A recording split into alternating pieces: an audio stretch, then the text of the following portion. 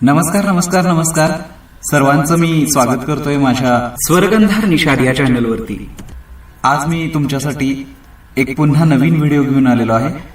तो कोणता आहे ते सांगणारच आहे, पण तत्पूर्वी एक नम्र विनंती आहे, माझ्या चॅनलला अजूनही तुम्ही सबस्क्राईब केलेलं नसेल तर सबस्क्राईब करा, बेल आयकॉन प्रेस करा, माझ्या व्हिडिओना लाईक करा आणि जास्तीत जास्त व्यक्तींना माझे व्हिडिओ शेअर करा।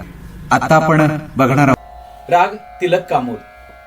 हा राग खमाज थाटातून निर्माण झालेला आहे। या रागामध्ये दोन निषाद आणि बाकी सर्व शुद्ध स्वर लागतात। आरोहामध्ये गंधार व धैवत वर्ज आहेत। कोमल निषादाशिवायही हा राग व्यक्त होतो, पण दोन्ही प्रकारे हा राग गायला जातो।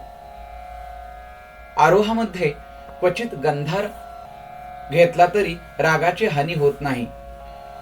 या रागाचे अंतरे पधमपसा किंवा मपनिसा या स्वरसंगतीपासून सुरू केले जातात। रेपमगसानी या स्वरसंगतीतून हा राग व्यक्त होतो।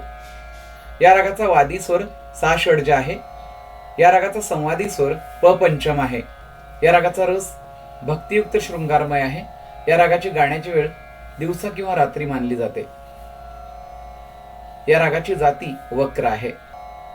धन्यवाद।